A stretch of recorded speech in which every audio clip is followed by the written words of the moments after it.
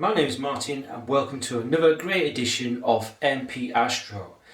And today in this video I'd like to share a certain problem that I'm a bit worried about, and I never actually considered this until I had a recent, well, what can I say, a near miss. And I just want to share in this video, this product review that I got for my awesome setup. As you can see here, I've got the really good HEQ5 mount, followed by my Brother Valley Optics Horizon 102 refractor.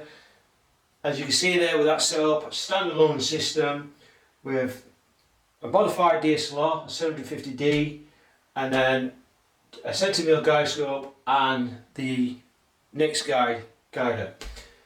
Everything is powered, including the dew shields, everything by external batteries, and there is no computer required other than using the Wi-Fi, obviously the Wi-Fi dongle, just power up using my smartphone. That's the only thing I can control the mount, and I don't need no computers or anything.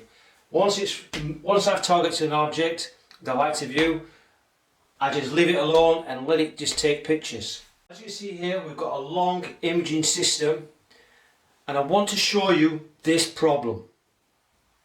So I'm going to show you this problem. We're going to loosen the clutches, and I'm going to tilt. Now, as you can see, as I move the telescope, like so, we're going to be hitting a bit of a problem. Now this is a long focal length telescope, f7, and as we rotate the mount, when we go past zenith, can you see at the bottom, as we rotate the mount, we're coming very dangerously low, where the camera is about to collide onto the tripod leg. Now there's no fault of the mount itself, it's the way it is, and refractors or long focal length telescopes have this massive problem with a lot of the mounts, particularly with the tripod legs. This is quite risky, and there has been a near miss where I've been imaging overnight. Also I went to bed, luckily I got up like 2 hours later, and I found my telescope imaging quite high up in the sky on a given target, and it almost hit the tripod base, alright, as it's tracking all the way across. The other thing is, like, if you do a meridian flip, they basically set your mount to automatically flip over and orientate to the other part of the sky on the same target. This can also cause the imaging setup to also collide onto the tripod base, and this is a big problem. This has to be sorted out, because I'm not happy with that, because there'll be days or nights where I'll be imaging, totally forget about a meridian flip, or when I'm imaging and say, like, I'm absolutely tired and I just need to get my head down. This is the problem with this system, is because it's all standalone. Once it's all set up, you just leave it alone and you just take great pictures. Alright, once everything's guiding and everything's all set up, you just leave it and just keep taking lights. And this is a problem. When you have a setup like this, you're not fixed to a computer. There's no alarm bells to alert you that the mount is going to hit something. You know what I mean? So as you're rotating the mount, and it's not even on zenith, alright, and it's already, you know, I'm pointing it straight up now, but it's already at the danger zone, and this could damage your camera, your telescope, and will damage the motor drives on your mount. Alright, it can do a lot of damage if you're not careful. The clutches do slip after time, so particularly the RA axis. Alright, these are just locked in by friction, but over time they will actually damage the clutches and the gears. So it's not worth risking you know, when you're imaging something that's very high up in the sky and this happens. Right? So as you can see, that is my big problem. My setup, having that risk of hitting that tripod base or the tripod legs, it really needs to be addressed. So in this video I'm going to show you a possible solution to find a way to prevent that from happening. Alright, and obviously I'll take you through the video and show you and give my honest opinion on that product as well. I'm just going to show you this product, what can be done to prevent that from happening. Alright, and before we start, please hit the like button. If you're new to this channel, please subscribe to the channel. Don't forget to share this video out. Maybe someone else has got a similar problem like I have. Also, don't forget to hit the bell by hitting the notifications. Select all. By selecting all, I will keep you notified for any new videos coming out very, very soon. So to that on, please keep watching and let's do this. So we'll take a closer look on the product that I'm going to review, and it's this. Now as you can see, this is a 400mm long extension pier. Now this is going to solve the problems to prevent my telescope colliding into the tripod legs. Now you can pick these up from Skywatcher. They do two variants of this. They do a 200mm, which is half the size, and then the 400mm. This pier is designed to fit the HEQ5 mounts and can fit the EQ5 mounts. So as you see, it's quite a heavy item. It is well made, heavy duty. This weighs around about 5.2 kilograms. So it's quite heavy duty for its size, but you need that. Alright, so please expect this to gain a lot more weight to your existing tripod legs and your mount. Alright, but it enables your setup to be more stable. So you've got to have heavy parts that will help it stabilize your imaging rig. You want your rig to be absolutely steady, sturdy as possible. With this, I paid £83 from Widescreen Centre. You can get this from Rother Valley Optics or First Light Optics. But as you can see there, I got it for slightly cheaper, but normally this is usually costs around about £86. Now I've got it slightly cheaper because obviously with Widescreen Centre they do offer, if you pay for a lot of items, you get loyalty points.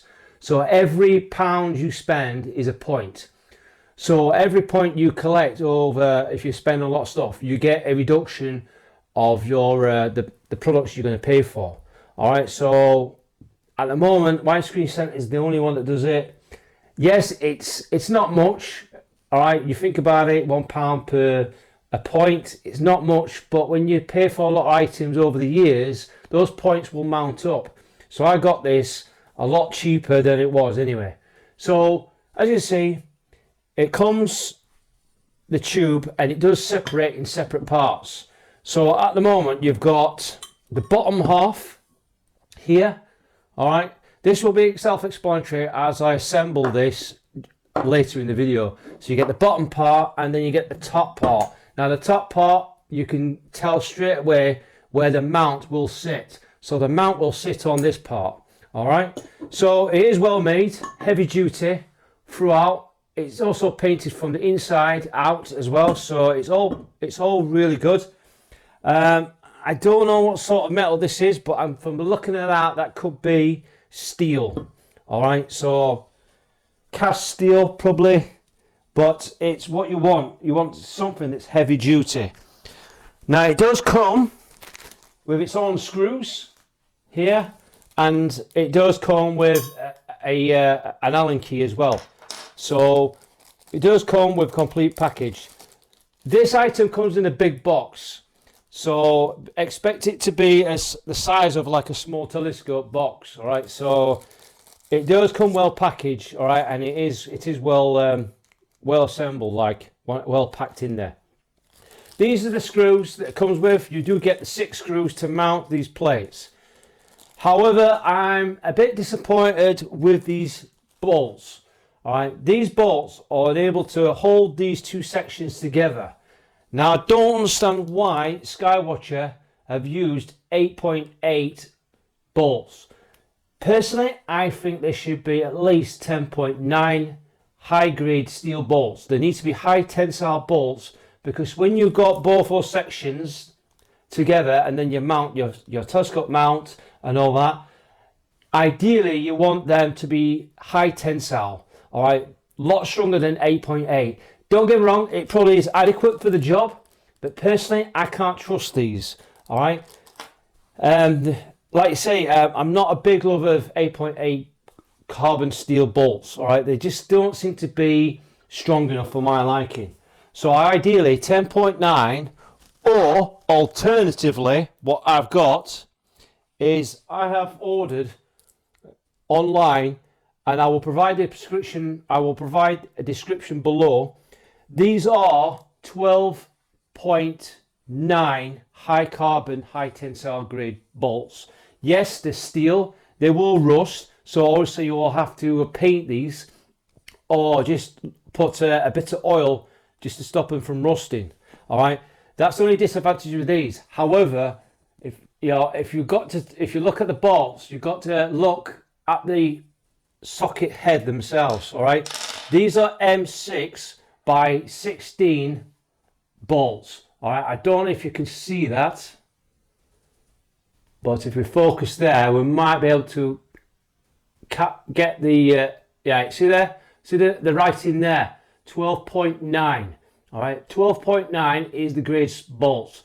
So if you look at bolts like that on the bolt head, if they've got a grade stamped on there, 12.9, these are genuine 12.9 grade high tensile bolts. These bolts, the metric 6, are very strong. So these can resist up to 1200 Newton meters of tensile force. All right, so that's a lot. So you combined all 3 of these, all right, together, you've got a lot of high tensile torque on there. All right, these bolts will not shear very easily, and this is what you really want. All right, don't forget, you're putting thousands of pounds worth of mount and telescope and camera on there, particularly if you're using heavy duty telescopes and cameras. All that weight on there, all right, don't forget, it's got to resist the weight of the setup and the counterweights. So you can see we've got a HEQ5 mount, and before we assemble the rest of the parts, I have lubricated, put a thin smear of Geoptik grease around this part of the mount. So the reason why I put that grease is to allow this to move around the top half easily, particularly when you pull alignment. When you use a polar scope or whatever, you need that surface to be moving freely. And as you can see here, we've got the top half here, and you see you can put some grease in there, but you don't really need to do that because you've got the grease there moving around on that side there. So this mated face will be greased up. All right, you can put more grease in there if you wish, but you only need a thin smear. All right, particularly around this part, and probably inside that, probably. But you don't really need to, because if you grease this part here, it's more than ample. Okay, so use some Geoptik green grease. Yes, it's very tacky, but that's what you want. You want something that's a bit tacky, but it will keep lubricating this part. And all you have to do is, as you can see here, we line up this peg here along, and you just put it in between this part, this section here, and you just screw that in like so, and then you just tighten up with the thumb screw at the bottom. All right, and it just screws in place like that. You just nip it up as tight as you can get. All right, and then once you get to a certain tightness, you just back it off slightly. That's it. That's what you need to do. So as you can see there, what I'm trying to do is tighten it up all the way out, all the way in, and then back it off like slight turn back.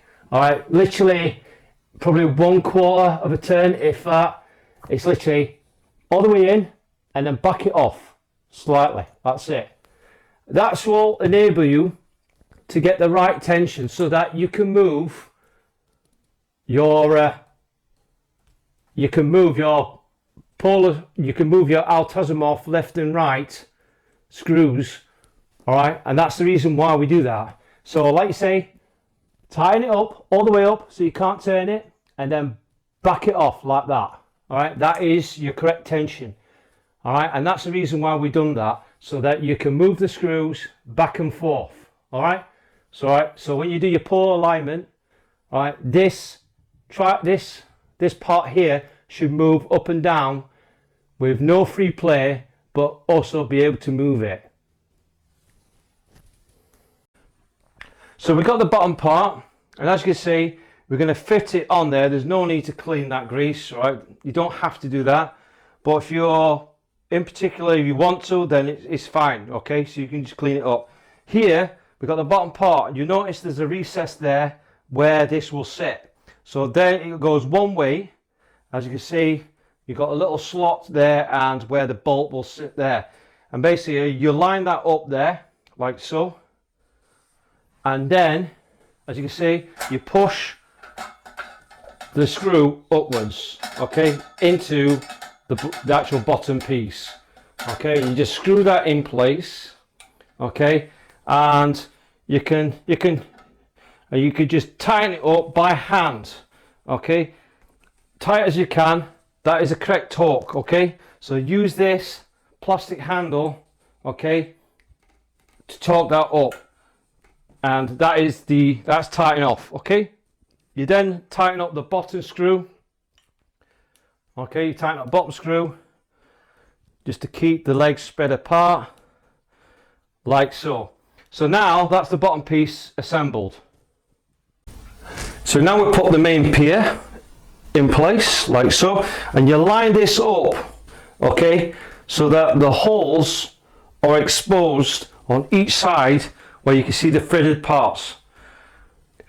And with that, we will be using the metric M6x16 12.9 high tensile carbon steel bolts, okay, and we're just going to line them up first.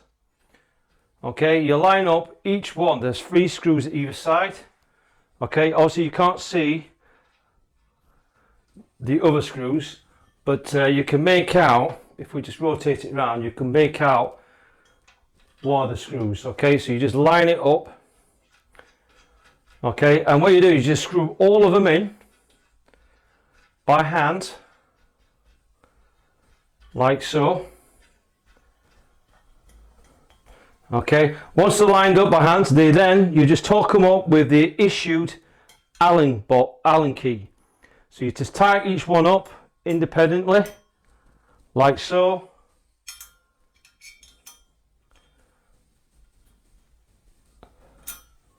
Like so, and you then just keep checking, so you can no longer tighten.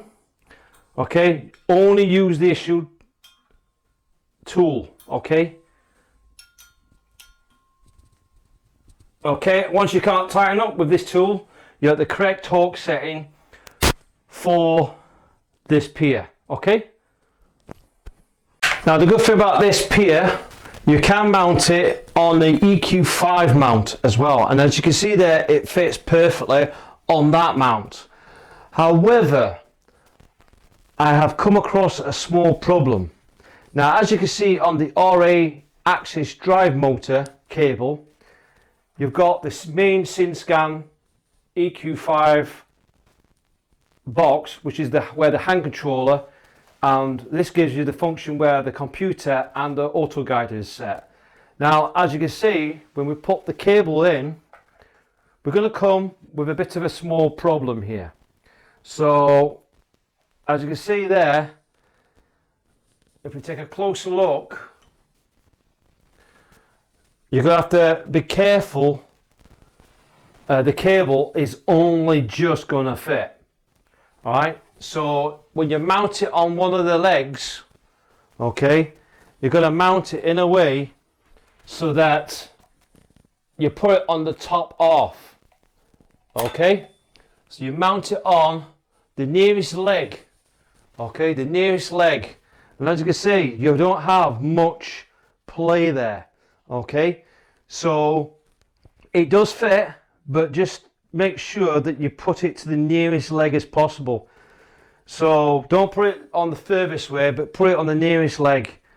All right, and this one there on this side it just fits. It literally just fits on there. All right, so it gives you a bit of play, but not much. All right, so you just got to be careful with this cable. It does fit this mount. All right, and you just gotta make sure that the mount is not fouling. Okay, and as you can see, even with the deck axis, you just got to move the cables out like so, so that this cable, particularly the deck axis, is not catching on this one. All right, so it's going to give you a bit of play to play about with. All right, that's something to I need to highlight to you guys and girls and everyone. So yes, it will fit that mount. Just be careful with this cable. So try and get the cable as nearest to the leg as possible.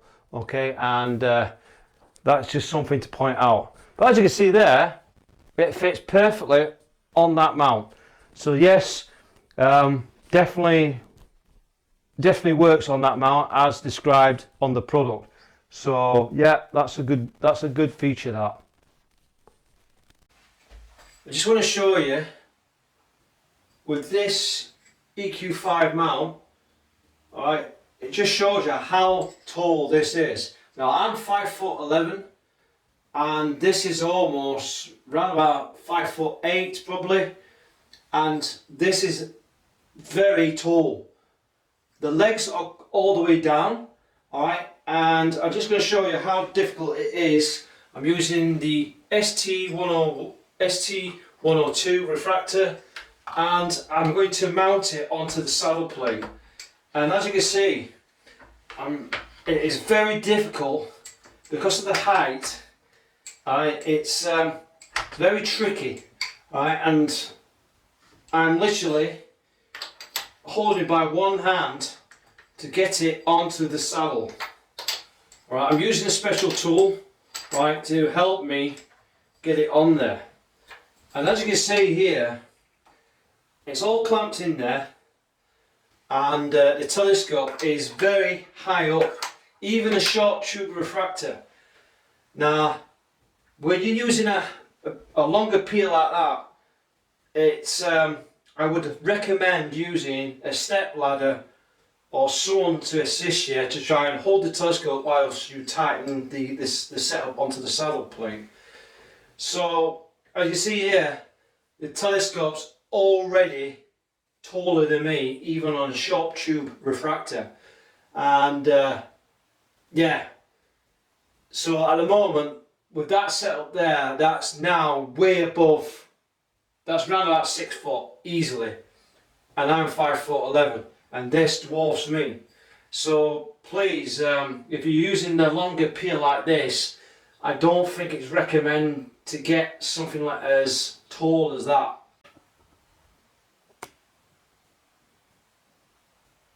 Wow, with the legs fully extended, you can see it keeps going and going and going.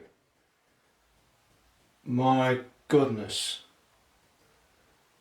Now as you can see there, that is very, very high up, and as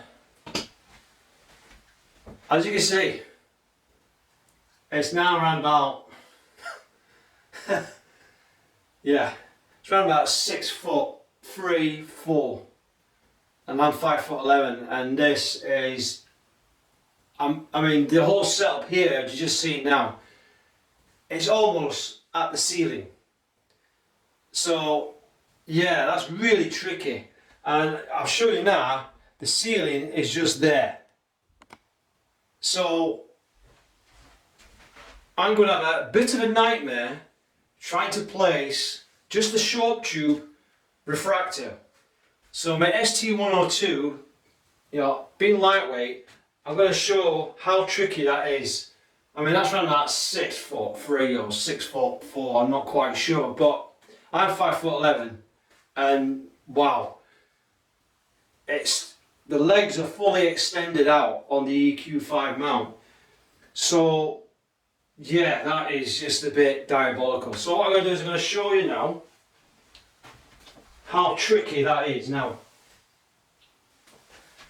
So I've got my setup here, and I'm just going to place it.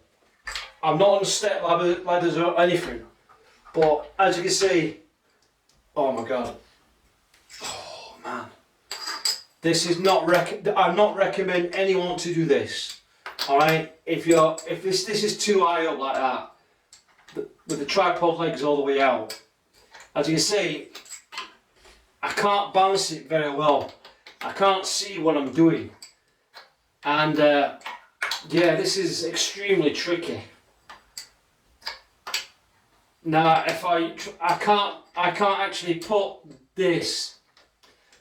I can't actually use the Horizon 1 or 2 refractor, being a heavy scope with that setup, and I'm just barely coping with that. All right, and yeah, as you can see now, the telescope is, look at it, it's almost touching. It's almost touching the ceiling. In fact, from there, it's a good 8 inches from the ceiling. So as you can imagine, the longer pier does have some advantages. Yes, you get a broader wide view of the sky.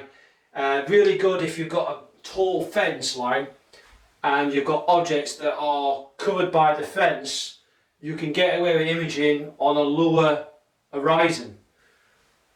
But trying to set this thing up with this pier, absolute nightmare. I will have to use some step ladders to get on there to be able to mount this on the Horizon 1 or 2 ED. So the longer pier is, yeah, it's great that you've got good clearance, right? You're not going to have any problems with the scope colliding to the tripod legs, but the pier is way too long, I think.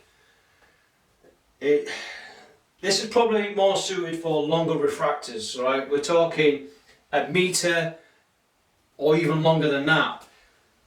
This is really good, this pier, if you're using it for visual. So you've got a long focus refractor, that long tube, alright, is great because you could just stand up. I mean, even if I was just using with a short tube, if I had a diagonal and I had the tripod legs lowered down a bit, I could literally stand up and observe through the eyepiece, not a problem, stood up. This is also great as well because it's a longer pier. It's great that I can actually pull a line through the polar scope stood up. So I could, obviously I have to bend my neck a little bit, but it's a lot more comfortable being really low down. So with those legs being extended out, I could actually pull a line while stood up.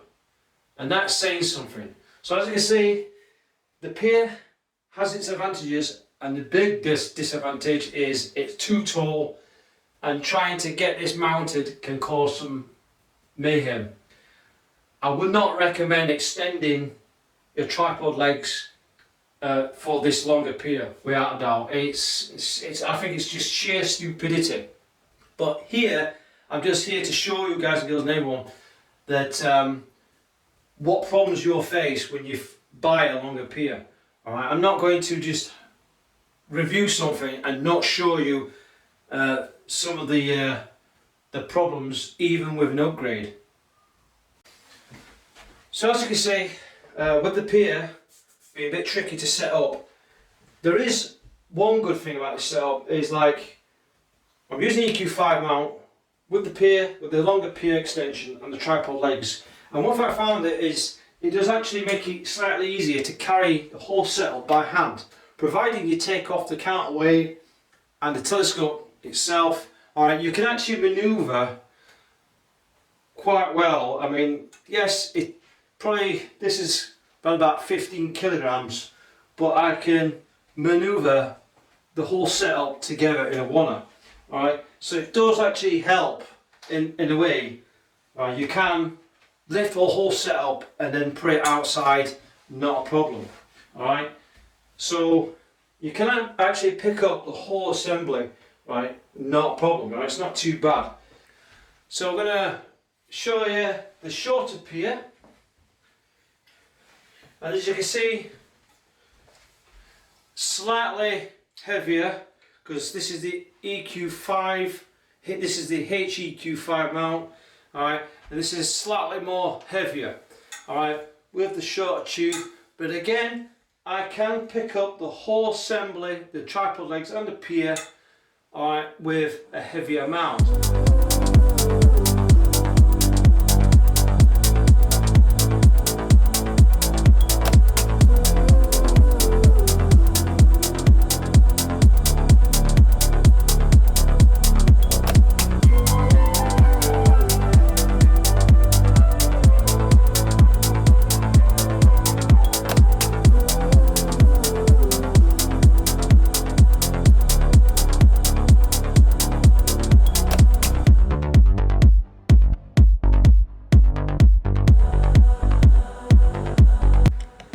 So then, guys and girls, everyone, we've got our trusty Rubber Valley Optics 102 on the standalone rig, and like always, next guide is guiding star.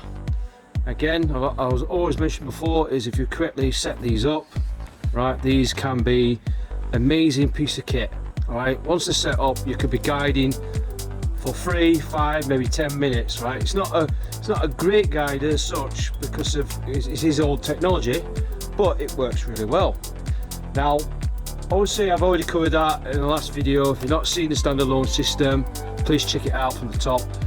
And as you can see, with our setup, we have got that 400mm Pier. Now, obviously, one things I have to point out to you, that I know I'm 5'11", and with this setup I've noticed there are quite a few difficulties trying to get this telescope onto the lost-banded clamping system. I found it very hard to maneuver the telescope up because it's quite high up, and don't get me wrong, it's sturdy, and yeah, it doesn't seem to be any free play in between the bolts because they're all tight. It's very sturdy platform, but the thing is, it's because I'm 5'11", I think this Pier is a bit too long for my liking. Point taken, it's great if you've got a really long refractor, but this refractor is f7, so around about 750mm long, or well, obviously 800mm long refractors. I think I could get away with just getting the 400mm Pier. So this, obviously, well, with this Pier being 400mm, I should have got the 200mm. I think the 200mm Pier is probably the best size. Don't get me wrong, pole alignment was such a joy to use. I didn't need to bend my neck, break my neck to try to align Polaris. It was so easy. Alright, and I'm on a stool, so I sat on the stool and I can literally sit on the stool and do the pole alignment that way. And it was a joy to use. The Pier it made pole alignment really easy. So it looks a nice setup, don't get me wrong, it's a lovely setup. And there's just times mounting the telescope was a bit of a nightmare. And this also, with all this weight on there, you know, it can be quite difficult. It can be quite difficult.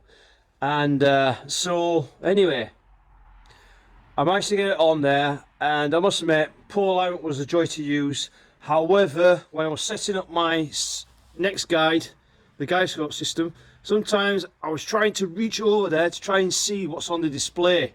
And like I say, I mean, if it was up, it would be okay if it was up zenith, but like if it's something like this angle where it's just above 20 or 30 degrees, all right, here we're about 20 degrees there, it can be very difficult, all right, because it's so high up. So I'm trying to get to the controls there to then see what I'm trying to find my guide star and stuff like that. So there are some advantages and disadvantages of this Pier, and it is a damn good setup.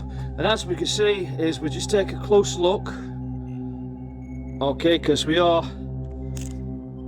as we're taking the exposure time, we're doing 3 minutes on the IC443 jellyfish. So as you can see, it's taking a shot. Again, I'm going to sacrifice my imaging time, okay, for you guys and girls, so you can see what I'm doing. All right. So as you can see, we're taking the shot. I'm just going to find the last picture. Okay. So I'm just going to dim that down so that you can see. And as we see there, I'm just going to. And as you can see there, we've got, there we go, we've got the nebula there, and as you can see, that's 3 minutes exposure time. Alright, 3 minutes exposure time. We zoom in so you can take a closer look, and there you go, we've got the jellyfish, and I must admit, really good. We've got really good yeah, we've got really good pinpointed stars there. Alright, and it just shows you that I must admit, the guiding system was spot on. Really is. So yeah, so we're just going to take 3 minutes exposure time, ISO 1600, and just keep smashing the detail on that, because we've got some lovely stars there. The stars are really all perfectly round, and again, the trusty like I said, the trusty next guide has not let me down at all. So really good setup, and I'll be taking loads of these datas. At the moment I'm trying to be very quick because it's not going to stay clear for long, so I'll be taking a shot, okay, with my 750D, which is a full spectrum camera, okay. And again, TK Astro, right, please check it out. There's the code there, the QR code there, and again, if you scan that, it will take you to the full spectrum camera. All right, and it is an awesome piece of kit, this Canon 750D. Very good camera, a lot less noise on there, and hence the reason why I don't have a cooling system, because it's really good on the noise reduction. So apart from that, we've got a really good night. We're going to make the most of it, what we've got, okay, and we're just going to keep taking the light frames before the clouds start rolling in. So here we go, let's do this.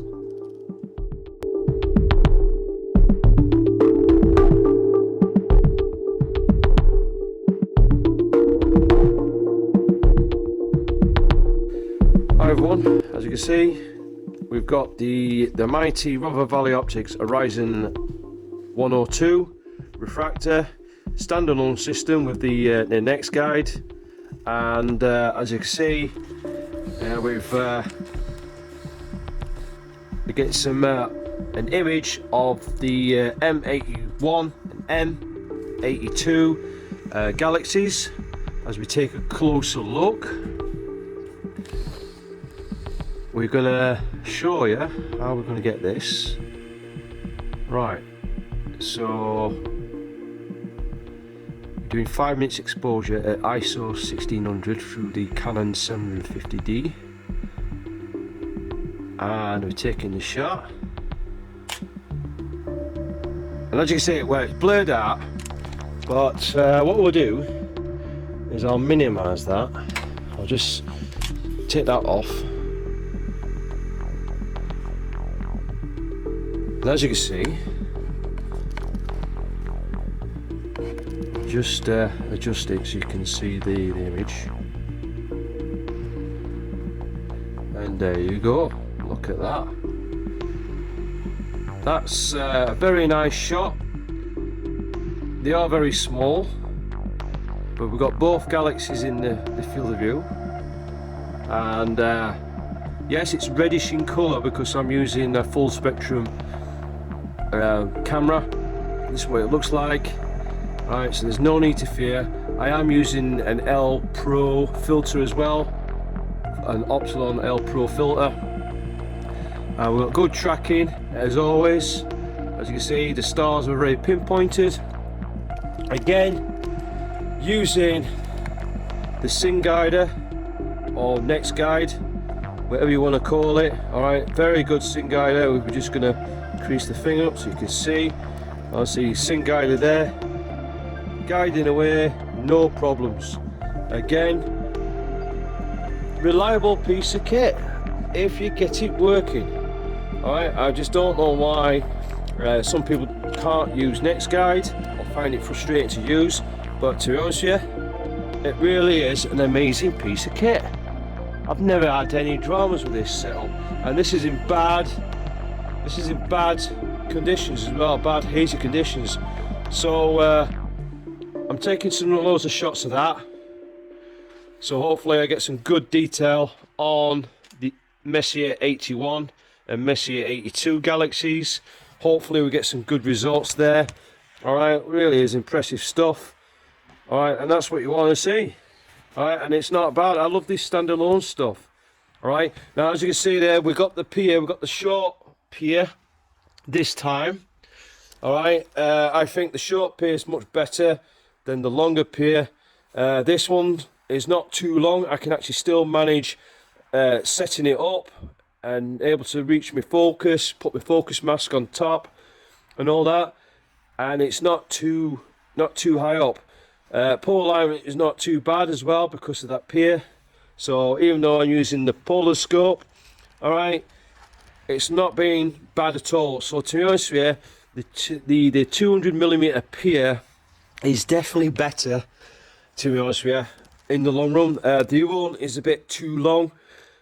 So really, I would say if Skywatcher actually made one that's actually 10" or 250mm, would actually be a perfect, just the right sort of level. 200 is okay, but I think 250mm would be better on this setup, just a tad higher, and then that will still be pretty good all round.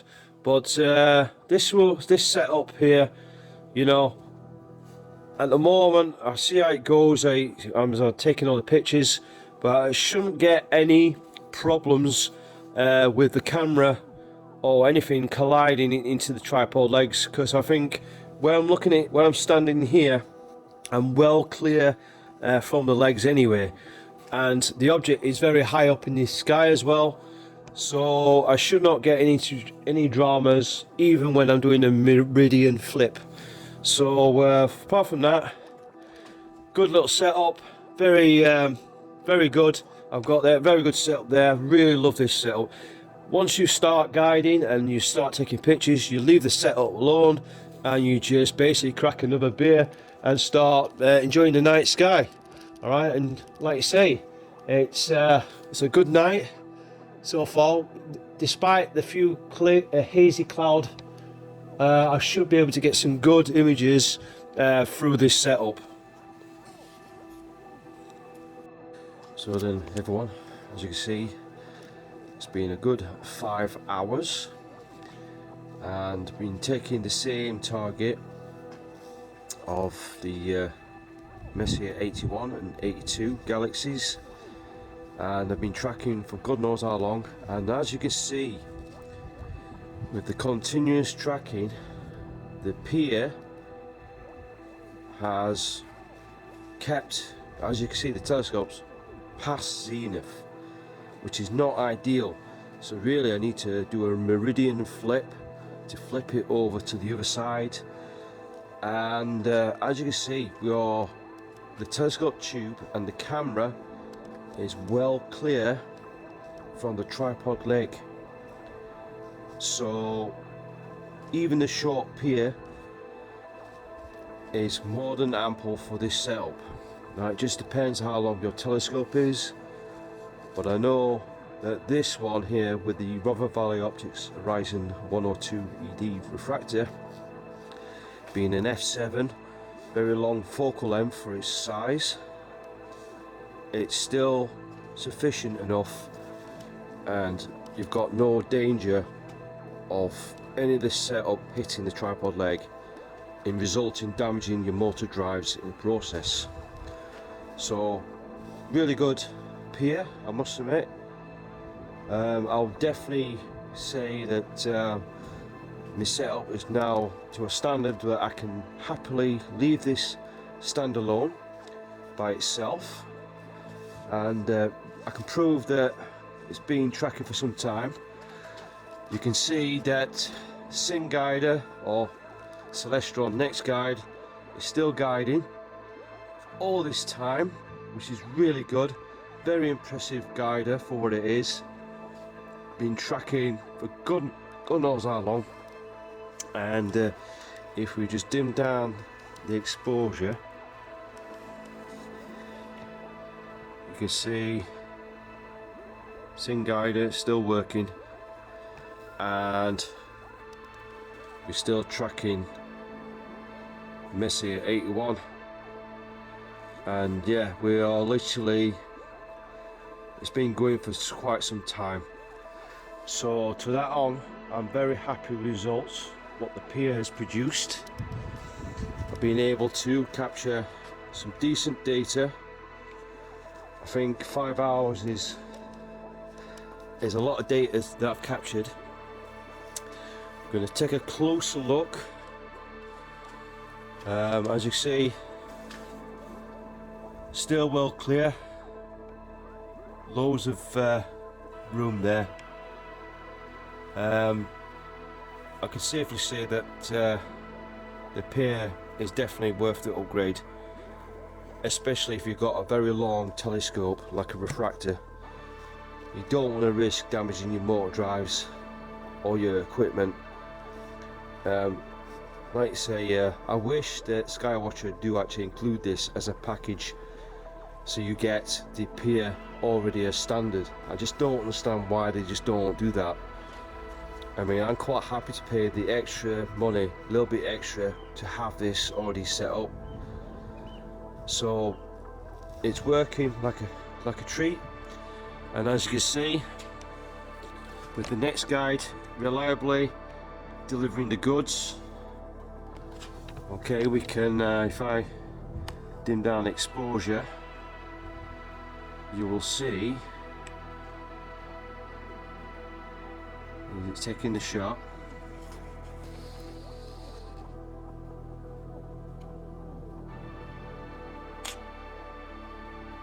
And voila, look at that. And we've got an awesome image of those two galaxies. And I'm absolutely exhausted. So to that on, because it's past zenith, ideally I should do a meridian flip, but I'm not going to go to, because I've got enough data to satisfy. I want to keep, I want to save my battery juice, because obviously I need it to take flat frames and dark frames in the process. So that's what I'm going to do. So the standalone system, yet again, fantastic setup, and that Pier has done the job.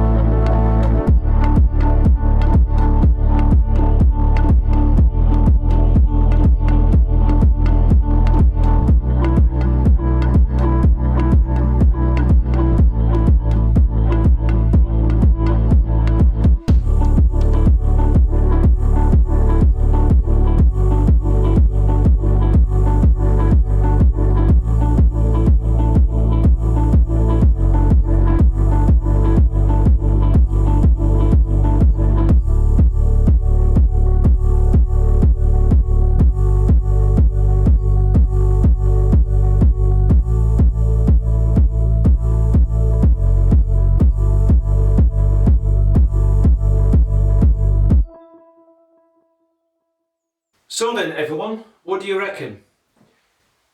Yes, I've got some mixed reviews on these two setups. As you can see, those Pier extensions, I would say they are good value for money. They are well made. You've got the longest one, which is the 400mm and the 200mm. Obviously, you can see we've got the ST102, which is the super tuned refractor that I did. Again, this is also a standalone system. But as you see there, you don't need a long pier as long as that for a setup like that, because it's a much shorter telescope setup. Ideally, this will be suited for the Horizon 102. So ideally, you're looking at telescopes over 800mm focal length or up to 1000mm or 1200mm focal length for a longer Pier extension like this one. Alright, so the 400mm Pier extension is ideal for really long telescopes, so 800mm or above. Good price for it is, build quality is alright, and the reason why I'm saying it's alright, both Piers had a similar problem. They both had one or two of those Allen screws where they're being over tightened that much, as if when the manufacturers, they've screwed it in and they haven't done the proper thread, or they've just cross-threaded the bolts. Some of those threads was damaged, and I was not particularly happy about that.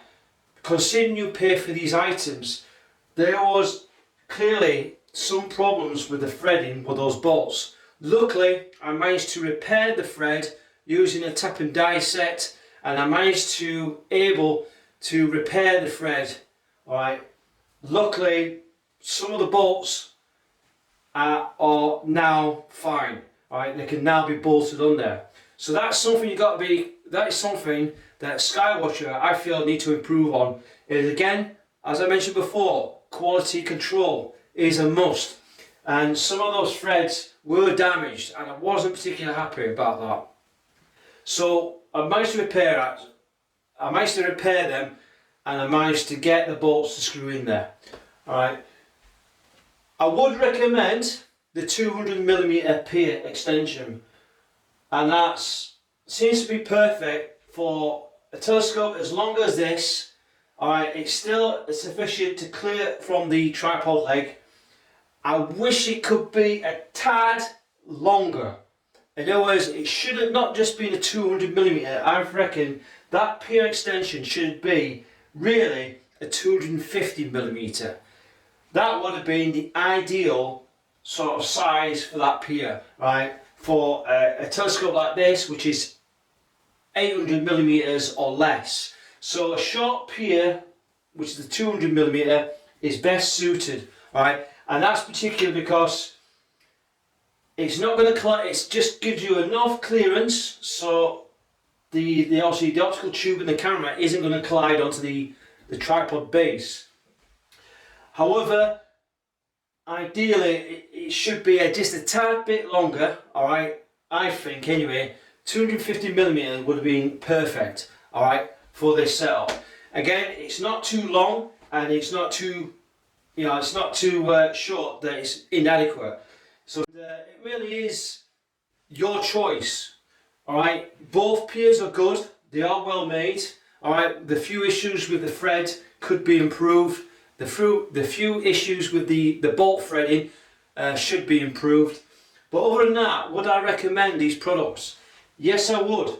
I would think the 400mm is a bit on the long side, and setting up can be an absolute nightmare. Alright. However, I wish that Skywatcher could have done like a quick release bolts, so that if you are struggling, you could at least have a quick release system where you can just unscrew the mount off the Pier and do it that way. Alright, that would be much better. Yes, you can use thumb knobs, that you can do that, alright, cheap thumb knobs. However, I am not particularly happy with that, because some of these nailed knobs are not strong enough. Don't get me wrong, I prefer the 12.9mm high grade steel bolts, because yes, you do have to use a tool to loosen them and tighten them.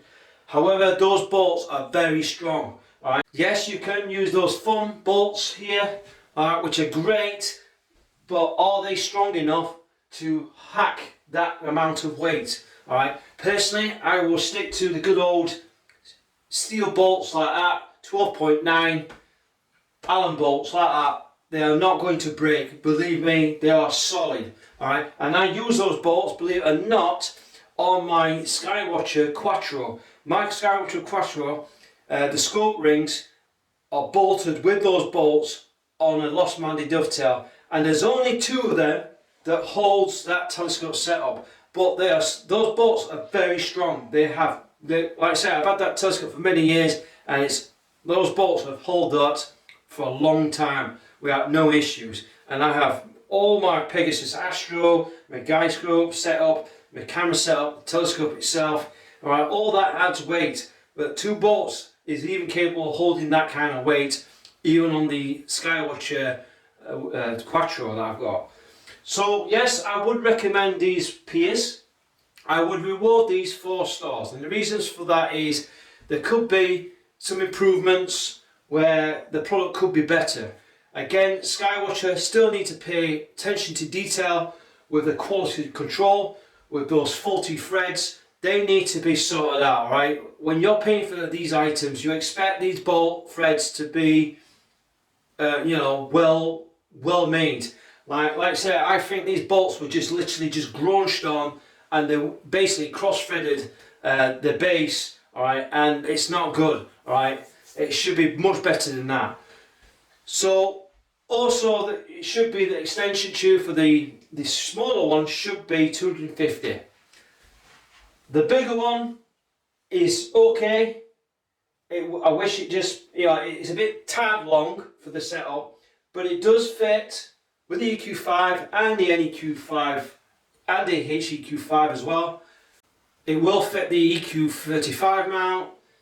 It will fit some of the newer mounts as well, these Piers, alright? So this is not just basically just for the older mounts, alright? These Pier extensions can also fit newer mounts. So again, the description below, alright, we'll check, you know, if you check the description here, alright, these are the mounts, the newer mounts that these Piers can fit. Alright, so yes, I would recommend these Piers without a doubt. I would say that this longer Pier is a bit tad long, alright, it can be very tricky and a nightmare to set up, particularly if you're using a bigger, heavier setup like this telescope, or obviously this 1 or 2 I've got here. However, if you've got a short focus refractor, personally, I would not go for a longer Pier extension, I will go for the shorter Pier extension. So as you can see here, both are good products, alright. Yes, there could be some improvements that need to be made. However, you know, the price is good, you're paying a reasonable quality, though it could be a lot better. But having said that, they are a must, alright, and it will eliminate the risk of your telescope setup or your camera setup colliding onto the tripod base. So yes, as you can see through the time lapses, as I've done series of time lapses to prove to you guys and girls, as it's tracking, obviously as the telescope is tracking along the stars, you can see now that I don't have to worry about this problem anymore. Alright, but again, still don't ignore the issue. Alright, there are always going to be some risks involved, particularly if cables are starting to snag. You still need to monitor. If you've got a telescope setup with loads of cables dangling down, you still got to keep an eye on your setup, because obviously those cables could easily snag onto the mount and probably trap it, and it will prevent the motor drives from working. And what that will do and it will ruin your images. So there's no such thing as a foolproof system, right? End of the day, every mount, every telescope setup has glitches, but this is real astrophotography. This is what you have to deal with every day, every night, when you're setting up your telescope setups, you're going to have power issues, you're going to have tracking issues, guiding issues, scene conditions, you name it. It's all out there. Even weather can even change, and they change several factors. Alright, so you're never going to get a perfect night. Alright, there's always going to be some issues you will come across, but you'll have to deal with it. This is real astrophotography. This is why a lot of people spend a lot of their hard-earned time gathering data, because it's not easy. Getting that data can be quite a challenge. So what I'm trying to say to you guys and girls and everyone is that the Pier will eliminate one part of the problem, which makes things just a tad easier in the long run. But again, it's that little extra help that goes a long way. And it doesn't matter what telescope setup, how expensive it is or how budget it is, it doesn't matter. There's always going to be some glitches along the way when you're taking great pictures of the night sky. So from that on, I would reward these, the long Pier, I would reward this 3.5 stars. Alright, that's purely because I think the extension is a bit tad long, but it is suited for longer tube telescopes. Alright, so you do have issues setting it up, so I'll reward that 3.5, but my recommendation is definitely the 200mm Pier extension. It seems to be the better one, to be honest with you, particularly if you've got telescopes that are 800mm or less. So again, it just depends on your setup. Again, I will reward that 4 stars, and both are ideal prices. What I don't understand is that the longer Pier extension, for some sort of reason, some retailers charge this cheaper than the shorter one, which I don't get, because this uses more material. So I don't know why the shorter one's more expensive than the longer one. So I don't know why that is, but both Piers are good products without a doubt. Highly recommend them if you want to eliminate that risk of your setup colliding into the tripod base, without a doubt. So with that, I hope this video has helped you. Please hit the like button if you like what you see. Alright, just hit the thumbs up. If you're new to this channel, please subscribe to my channel, and don't forget to share this video out. Don't forget, someone else might have similar problems what I had. Also, don't forget to hit the notifications bell, select all. By selecting all, I'll keep you notified for any new videos that I publish out very, very soon. So to that on, thanks again, thanks for watching, and I wish you all clear skies.